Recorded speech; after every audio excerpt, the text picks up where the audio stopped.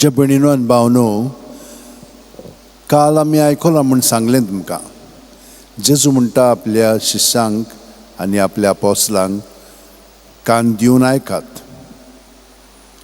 कान दिवन आयकत तर दोन वस्तू आमचे सगळ्यांक घडटात. पयले सुवातेर आमच्या भितर पळय चिंतना आसात आनी आमचो मनोभव कसो आसा तो आमकां दुसऱ्यांक आजीर जावंक दिना. आमी तातूंतल्यान तांकां पळयता, तातूंतल्यान आमी तांचे कडेन उलयता. हाका लागून आमी दुसऱ्यांक बरे भाशेन समजना. जेजू म्हणटा कान दिवन आयकात. हें सगळें पळय आमचे भितर आहा तितलें बाजूक धरूंक जाय आनी तांकां आजीर जावंक जाय. आतां पळय तो श्रीमंत मनीस कितें सांगता पळय, तो अब्रामाक सांगता म्हज्या भावांक हांगसर येवंक दिना काय म्हणून मातसो लाजरसाक धाड.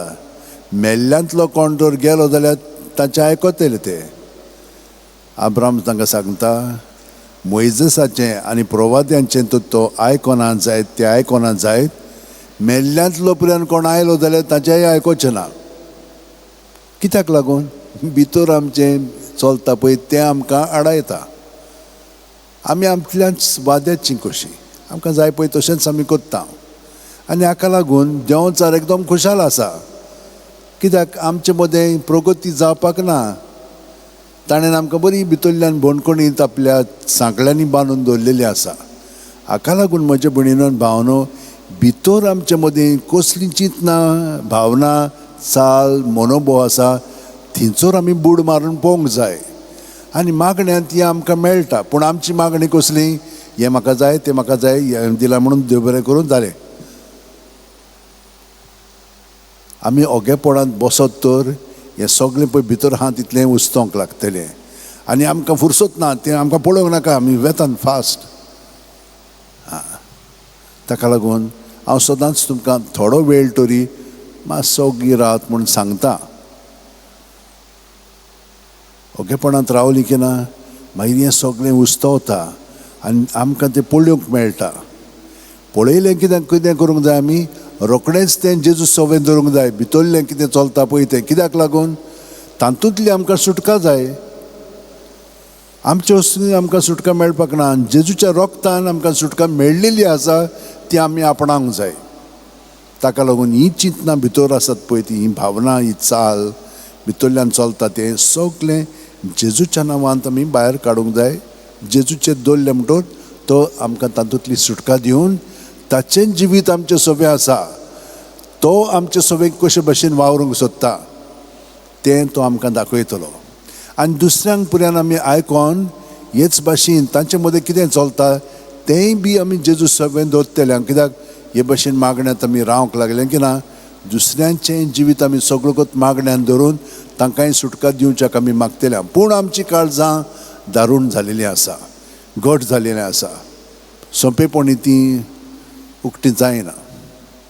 हाका लागून आमी दुसऱ्यांक मारून उडयतल्या पूण आमचें पातक सुगूर करून दितल्या. जेजू काडलो न्ही कितें? कोणें काडलो? आमीच काडलो ताका. आमी ताका तेच भाशेन आमचें सवें आयकोना ताचें, ताका काडून उडयता, ताका बाजूक दवरता आनी आमचें जिवीत आमकां जाय पळय तशें जियेता. अशें जाता. पूण देव आमचो काकूळसाद देव. तो आमच्या फाटल्यान येता. कित्याक आमी ताचे कुडीचे सांदे. जशे भाशेन आमचे कुडीक तर कितें जायत जाल्यार ताका आमी वायट आनीक करतल्या, ताचो परामर्श करतल्या न्हय. आनी जायना जाल्यार मागीर दोतोर अशें येतल्या, मागीर स्पेशलिस्ट अशें येता. कित्याक हें आमकां लागता.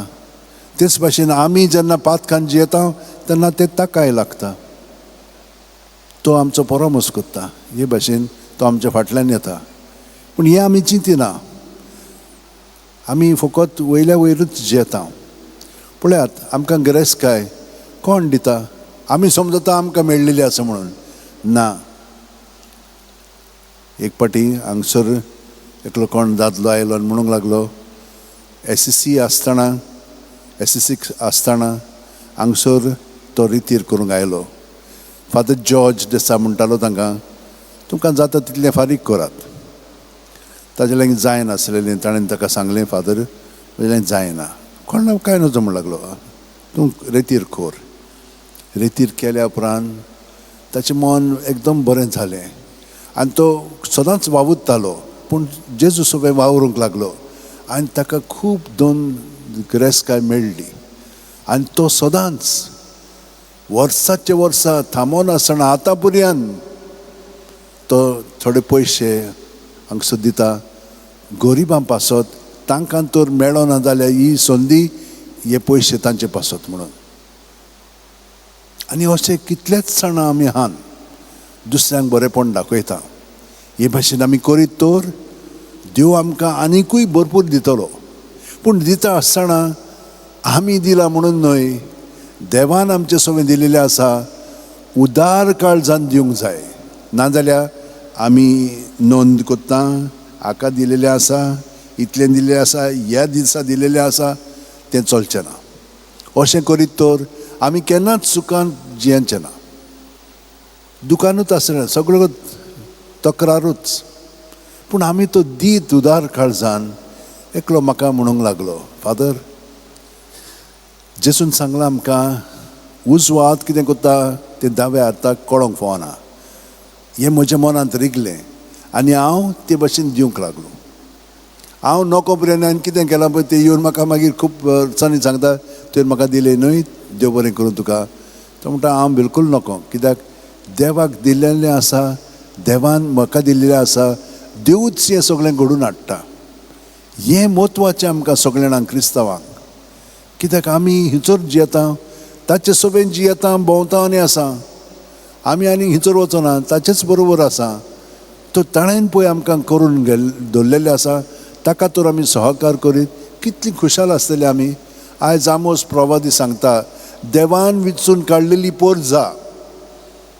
कितें कोत्ता? आतां भेदभाव कोत्तात. आमी श्रीमंत, तुमी गरीब. तांकां कांय दिना, आपुणूच मजा मारता. हे भाशेन करीत तर तांकांच ते खास ओडून घेवन तांचेंच जिवीत ते मागीर पिड्यार करतले. मागीर देवाचेर घालतात. देव सदांच आमकां बरें कोत्ता, कित्याक देव आमचे भितर आसा, आमचे बरोबर आसा. हें आमी केलें की ना, मागीर आमी नोको कितें चलता पळय तें, कित्याक आमी आमकांच हाजेर ना. देवान हें पयल्या वाचपान आमकां सांगलां. आनी ह्या तिसऱ्या वाचपान आमी पळयलां, तो श्रीमंत मनीस कशे भाशेन जियेतालो. ताणें सगळें केलेलें आहा, पूण आपल्या पासतूच. तो ताचे दारवंटाशी आसा, तो भिकारी, ताका चोळ आंदलेली आसा, ताका तो बिलकूल केअर करना. ताचे मेजा वयलें कितलें आसा तें ताणें ताका दिल्लें जाल्यार बरें जातलें. भायर उडयता पूण ताका दिना, असलें चलचें ना. हाचो परिणाम आमचेरूच आमी ओडून घेता. देव आमकां दिता, पूण आमी कित्याक देवाक दिनात दुसऱ्या सोबे? आनी कित्याक देव म्हूण आमच्या सोबे आसा ताका आमी दिवंक दिना? हें मनांत धरात म्हज्या भयणीनो भावनो. हें आमकां सगळें आयच्या वाचपांनी मेळटा. ताका लागून जेजू जो आमचे सोबे आसा तो बरो. ताणें कितें केलें?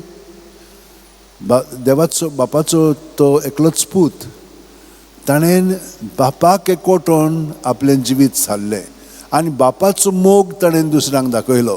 ताका लागून आमी ह्या दिसांनी वाचतना कितल्यो बऱ्यो कोडण्यो, कितलें बरें शिकप.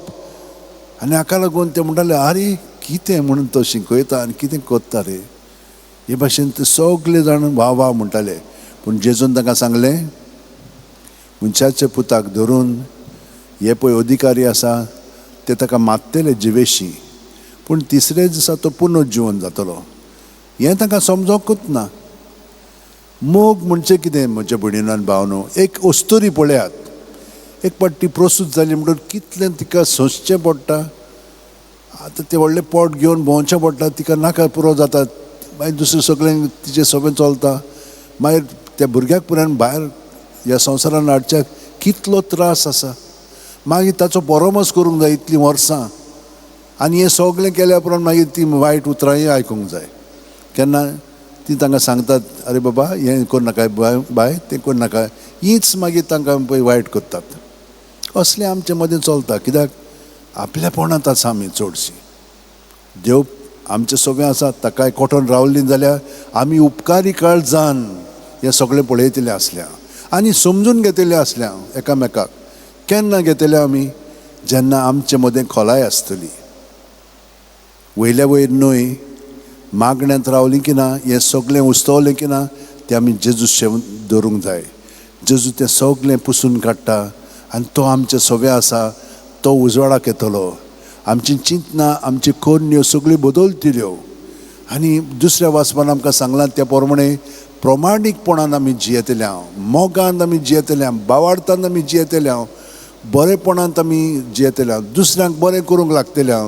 कित्याक जेजून हे भाशेन केलें तो आतां आमचें सगळें करूंक आवडटा आनी आशेता. अरे आमचे सगळे कुर्डीचे सांदे आमचें कितें आहा पळय तें कोत्तात की ना, ते आपणाक जाय पळय तशें कोत्तात ना.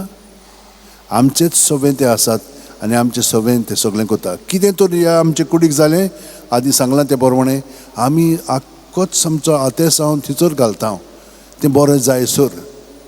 तेच भाशेन जेजू आमचो सगळ्यांचो परामर्श कोत्ता. तो देव आनी तो आमचो मस्तक. आमी हे भाशेन ताचे सगळें जियोया, ही कृपा आयज आमी मागया. आनी लायकीकांक हेंच सगळ्यांक आमकां दिल्लें आसा. ताच्या जिवितान जेजूच्या आमी आमचें जिवीत जियेता. थोडो वेळ आमी ओगेपणांत रावया, आमच्या हात अशें जोडया. कित्याक आतांच्या ताळटांनी शक्ती आसा ती जेन्ना आमी जेजूचेर आमचें ध्यान मन लायता तेन्ना ती पॉजिटीव जावंक लागता. आमचें धरलें म्हणटच ती नॅगेटीव जाता.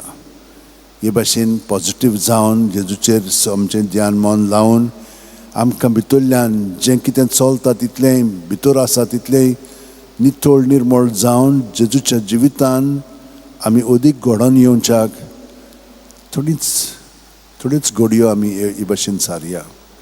प्रत्येक सुस्कार भायर सुटना भितरल्यान जेजू जेजू म्हणून सगळें भितर आहा तितलें भायर काडया, ताचें दवरया. तो ताणें आमकां नितळकाय दिल्ली आसा आदीं फुडेंच, ती आमी आपणावया आनी ताचे वाटेन ताच्या मार्गा वयल्यान आमी चलोंक ताका कोठोन रावया. कोणूच बापाशी वचना बकर म्हजे वरवीं.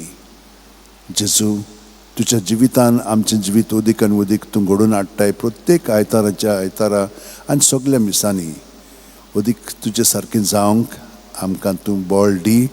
सगळें तुका समर्पून आमचें जिवीत उदीक आनी उदीक सगळ्या सांता भक्तांनी जियेलें ते भाशेन आमी जिवंक आमकां मदत कर.